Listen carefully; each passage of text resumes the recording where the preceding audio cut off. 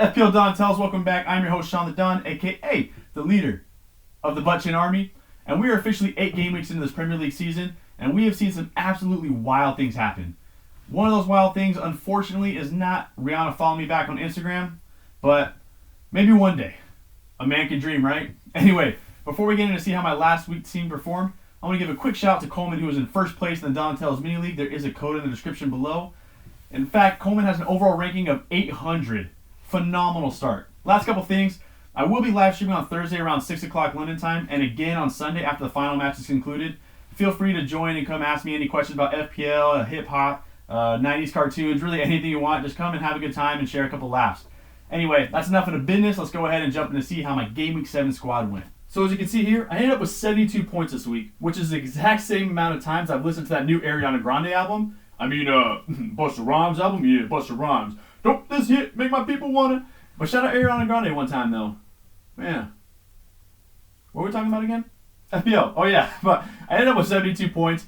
Beyond a blessing. I had a huge green arrow this week. My rank jumped by about like 800k to a million. Something crazy like that. Beyond blessed. And if we look at my defense, this is exactly why I told you last week to not skip leg day. I'm talking to you, Sean. Stop skipping leg day. Me, yeah. I'm skipping leg day way too much. Anyway, my defense here ended up with a combined total of 23 points. I had Kilman who started this week, which is very unfortunate for Sice owners, I'm not going to lie. But for me who owns Kilman, it was awesome. And then I had Ben Chilwell, who, this Chelsea defense actually looks pretty solid. He came away with a clean sheet. And then I had Robbo, who unfortunately blanked again. Now, I know a lot of FPL managers are becoming like Uncle Phil and Fresh Prince. First things first, rest in peace, Uncle Phil. And they're treating Robbo and Trent Alexander-Arnold like they're jazz. At any time they blank, they just want to just chuck them out of the house. And I'm not going to lie, I kind of want to join that party, but I'll talk about that more in my next segment. And then I had Tarek Lamptey, who came off the bench for an injured James Rodriguez, something that I never thought I'd be so grateful for. Not the injury, but the fact that Lamptey came up off the bench, because he came away with a goal in that match. Now, if you watched it, there looked like there was a foul in the play leading up to that goal. Now, I'm not going to lie, when the ref and VAR were checking that, I was incredibly nervous, because I personally thought it was a foul. And it felt a lot like when I was younger and I had to clean my room before I could go hang out with my friends. And knowing that I just didn't want to waste any time, throw everything underneath my bed. And then as I'm leaving, my mom says, "Did you clean your room?" And I go, "Yeah, Mom, I'll go and see ya." And she goes, "Did you clean your whole room?" At this point, you know you're too deep in the lie. And you say, "Yeah, Mom, of course I did." And then there's just like that awkward silence. You're just like, "Please don't check, please don't check, please don't check." And she goes, "Okay, you can go." And so you just book it out of your room, don't even hesitate, and just hope that she doesn't check your room or call you out or call your friend's house to bring you home. That's what that felt like. I'm taking those 9 points and running away with it because personally I thought it was a foul, but up in the air, and I'm taking the 9 points. Then I have Jack Grealish, whose scoreline was just like his hair. Great. He came away with 15 points, a goal and an assist. Incredible week for Jack Grealish. Then I have Mo Salah, and for the second time this season, only the second time, my captain outscored my vice captain. Came away with 16 points. He came away with a penalty, and he got like 1 bonus point.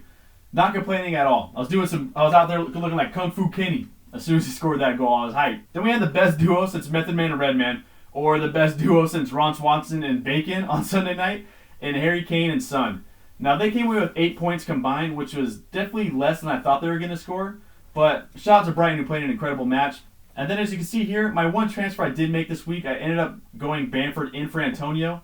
I wasn't expecting to make a transfer, but having Antonio be out and for who knows how long, I was forced to make a move. I was thinking about maybe Shea Adams, maybe Mitrovic, but I ended up going with Bamford at the end because I like how Leeds attacks. They get a lot of shots in the box, but didn't pay off. He only came away with 2 points. Then to wrap things up, I had DCL get 8 points. He ended up scoring in stoppage time, which gave him 2 bonus points as well.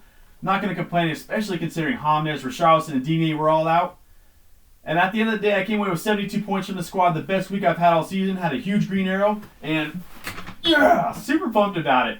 But let's go ahead and see what I'm planning for Game Week 8. So for Game Week 8, I'm planning on rolling my free transfer into Game Week 9 so I can have 2 free transfers in that week. I'll explain my tactics on why I want to do that in a minute. But first off, I want to start in goal. I got Martinez, who last week came away with a donut, unfortunately. And usually I love donuts, especially maple bars. Those are my jam. But this donut was not good. He came away with 0 points.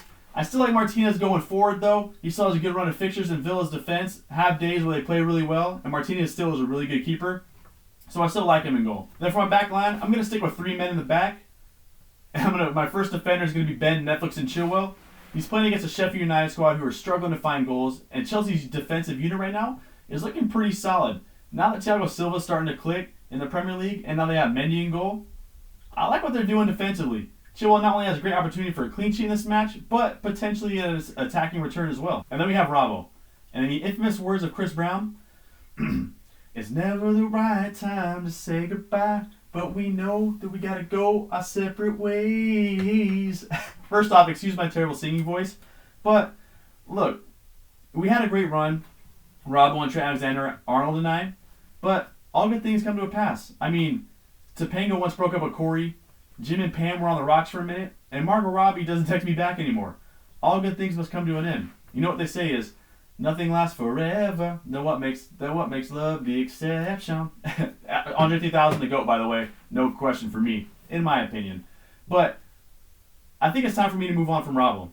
The biggest question for me, though, is who I'm going to bring in to replace him. I don't think that $7.1 million is justified now that they're not keeping clean sheets. Yes, you'll still get attacking returns from time to time, but it's not worth that extra $2 million that I could drop down to like maybe a Bellerin or something. Arsenal defense is looking pretty good right now. And with that $2 million, I could use that to upgrade my attackers, which is something I will get into in a little bit. But that is my move for now. I could make that move this week, but I kind of want to wait 1 week to make sure Bellerin's still looking as good as I think he is. Maybe Alex Telles if he comes into United, see how he looks. There's a lot of options out there, but Robbo for me is definitely on the chopping block. And then wrapping up my defenders, I got Tarek Lamptey playing against Burnley, who, just like Sheffield, are really struggling to score goals. And Brighton's defense looked good this last week against Tottenham. So there is an opportunity he could come away with a clean sheet in this match, and you never know with him, he could get an attacking return. But it's going to all depend on if he's going to be healthy or not. If he's not healthy, I'll just throw in Kilman for Wolverhampton. Easy replacement for me, but that's my back line. So for my middies, I'm starting with Jack Grealish. Last week he has 6 shots against Southampton. He's going up against a really tough Arsenal defensive unit, in my opinion, right now, though, so I'm not really expecting too much. But I still like Jack Grealish. He's not going anywhere in my squad. Then I got Mo Salah. Look, a tough match against City, who, just like Arsenal, were looking very good defensively. Not so much attacking-wise, just like Arsenal. But I'm not expecting much from Mo Salah either in this game. I still like him a lot moving forward, so I don't think he's a priority as far as transfer, and you never know. Salah could score against these big clubs. And then we got Son, who right now is a vice-captain, going up against West Brom, who are looking very vulnerable. And this is where my future plans come into play. And if you're Jessica Day, you're saying that's redundant, and I know I probably shouldn't say it, but anyway. My plan for Son is I can move him on to maybe Rashford or Bruno Fernandes, but realistically, I really want to move him to KDB next in Game Week 9. If I drop Robbo down to a 5.5, 5.2 million pound defender, I can afford to bring Son up to KDB.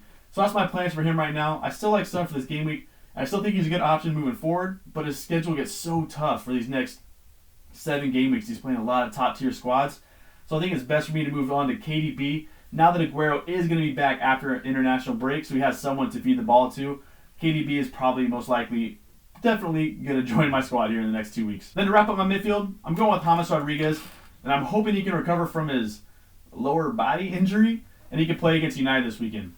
Now, this is a tough match, I'm not going to lie, because even though United are in 15th place, I think they have a lot to say. I think they're going to say, hey, we've had a tough start to the season, but we're back. We don't want to drop any lower in the table. And I think Everton are going to say, we're really chasing that top 4. That first month was no fluke. We're really those dudes. And now that they're getting healthier and getting their guys back, I think we're going to see a real clash here. And if James plays, I think he has a good chance of getting an attacking return. He's played at Bayern. He's played at Real Madrid. He's used to playing in big games. I don't think he's going to be scared of this moment. And I think he has a good chance to get an attacking return. And even if he doesn't, he still has 3 very favorable matchups in his next 3 matches after United. So for me, I'm holding on to him for the next at least 4 game weeks. If he's healthy, of course. So for my front line, I'm going to stick with Bam Bam as my first attacker, unless Antonio's healthy. If Antonio's healthy, all things are off. He is back into my squad. I'm taking a -4. I don't care. I love Antonio. At 6.2, by the way, right now. But if Antonio is still hurt, I'm rolling with Bamford. Now, Bamford still has the 5th highest non-penalty expected goal involvement in the Prem. Leeds, at the time of recording this, had the 2nd most shots in the box in the Prem. So I still like what they do moving forward, but Bamford just is struggling to finish. Great attacking positions. Just sometimes he just doesn't have his finishing boots on, which is frustrating to watch as an owner. But I'm still rolling with Bamford. So for my second attacker, I'm sticking with DCL. He has a very favorable next 4 matches outside of United. He's got his attacking players returning around him with James, Richarlison, and Digne. And all this dude needs is like 1 shot to get a goal. He has a pretty good goal conversion right now. and he's getting off a ton of shots. If those guys can create around him, DCL is incredible. And in fact, I think he's only not scored in one game this season. Incredible start to the season DCL has had. So last but certainly not least, Big Daddy Kane. And I know it sounds crazy. I know a lot of people are not thinking about doing it, but I'm going to give him my captaincy armband. I know, wild, right? He's going up against a West Brom side who everyone knows are really struggling right now.